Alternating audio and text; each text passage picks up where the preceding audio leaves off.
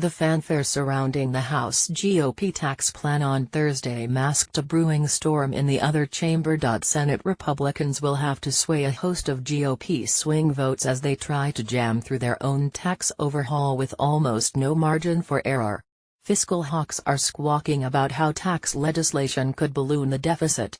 Moderates like Senator Susan Collins of Maine are worried tax cuts will disproportionately favor the rich.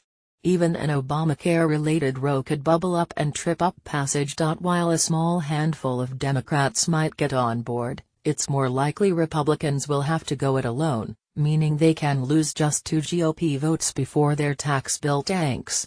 Here's a look at the groups of Republican senators that Majority Leader Mitch McConnell and the Senate's chief tax writers will have to satisfy to get a bill through their chamber. The deficit hawks Bob Corker, John McCain, Jeff Flake. Of this trio of deficit hawks, only Senator Bob Corker of Tennessee has flatly declared that he would reject a tax bill if it added even a cent to the deficit. But Senators John McCain and Jeff Flake, two independent-minded Arizonans unafraid to buck their party, are starting to make more noise about the tax bill's red ink. McCain voted against the Bush tax cuts in 2001 and 2003 in part because of their impact on the deficit. The deficit went up, McCain now notes.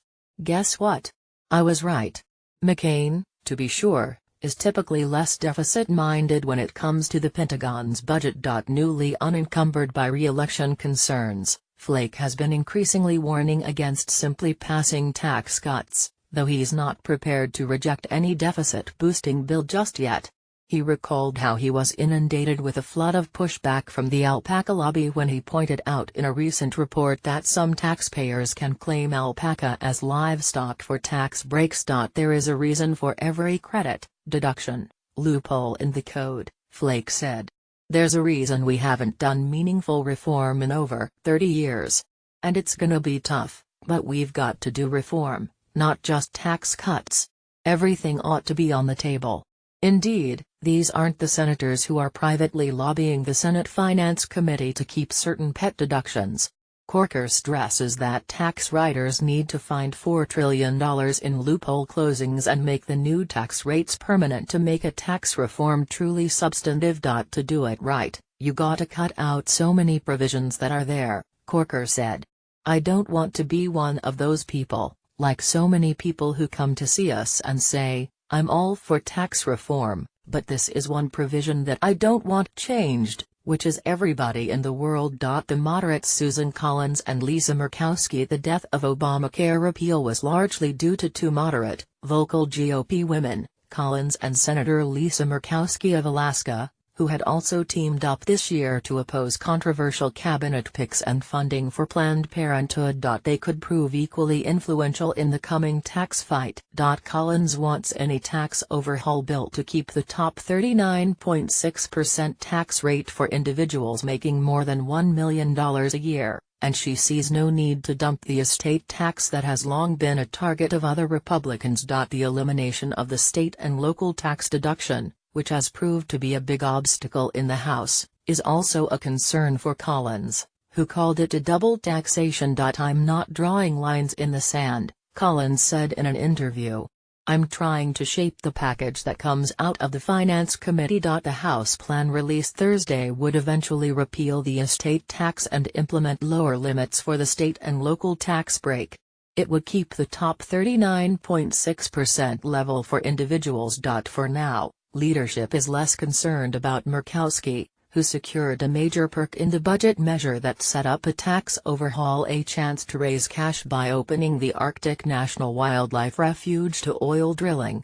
But Murkowski's independent streak and less than devout allegiance to Republican leaders, they declined to back her 2010 re-election bid as a write-in after she lost the GOP primary, always makes her one to watch. The perennial leadership headaches Rand Paul and Ron Johnson. Much like in the doomed Obamacare repeal debate, top Senate Republicans believe Senator Rand Paul of Kentucky is the likeliest senator to reject any iteration of tax reform because it doesn't go far enough. Indeed, Paul is throwing out aggressive proposals that are likely to complicate the delicate overhaul efforts, such as enacting spending cuts to pay for lower taxes, rather than closing loopholes in the tax code.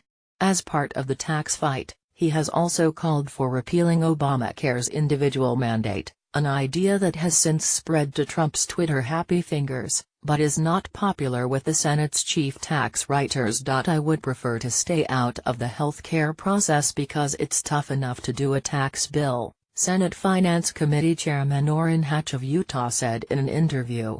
You add health care to it and it could just make it more difficult to pass the bill. Paul is also calling for a 15% corporate tax rate versus the 20% rate in the House plan. Though to a lesser extent than Paul, Senator Ron Johnson of Wisconsin has shown he could be a thorn in the side of leadership, especially during the health care fight, and senior Republicans are watching him closely.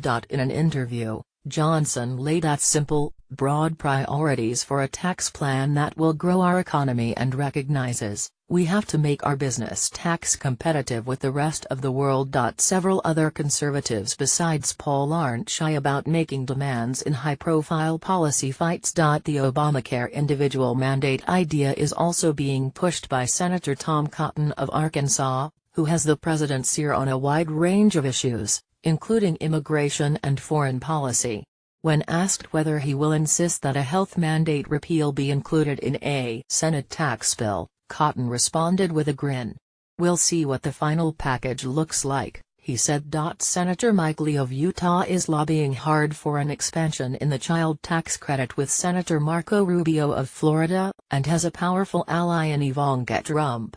Lee and Rubio said in a statement that the House did not go far enough with that tax credit. "We look forward to working with our colleagues to make sure working families are moved to the front of the line in the Senate bill." Senator Ted Cruz of Texas has been less of a hassle for leadership lately, though he can't be ignored, either.